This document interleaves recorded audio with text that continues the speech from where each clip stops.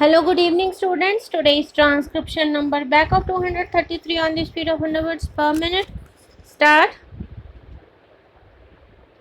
Yesterday, the railway minister, while answering one of the questions regarding the movement of coal, said that it was not always the railway's fault. I do agree that it is not always the railway's fault.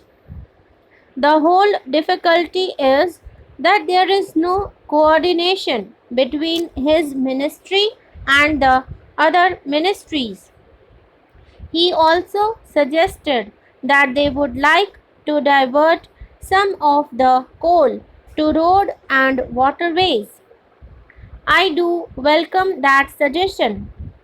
From today's papers, I find that the World Bank, the Planning Commission, and the Railway Ministry had a meeting with shipping companies who are willing to supply 24 more ships to transport 1 million odd tons of coal to the south. In this connection, I would suggest that transport by water costs rupees 37 more per ton. Secondly, the coal supplied through ships is not graded properly in the sense that it gets mixed up. When they supply it to industries, the latter do not get the proper quality and what they get is not up to the mark.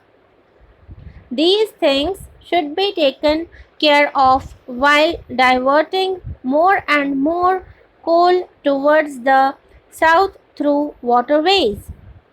Sir, I have to say another thing. In the Niyogi committee, it was suggested that the railways should consider the question of their contribution to the general revenues. I do not say that the contribution from the railways to the general revenues is not good. It is quite welcome, but what I would suggest is that the railways can ill afford this much.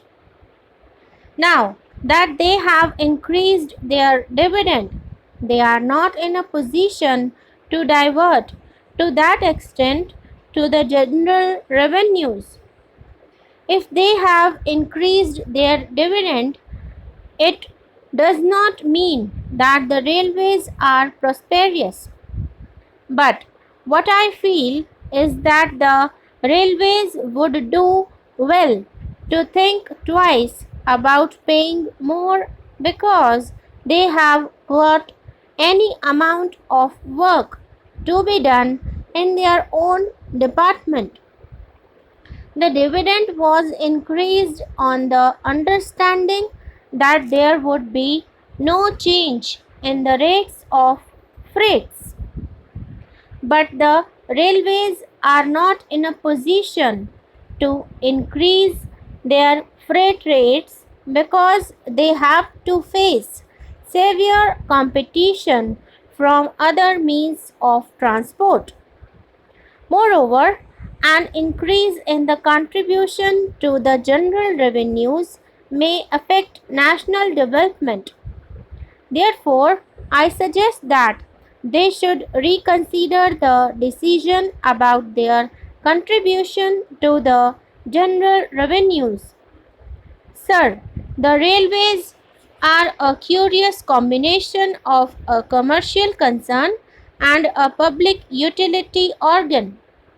On the one side, they have to spend more and more on the comforts of the nation and, on the other, contribute more and more to the national development.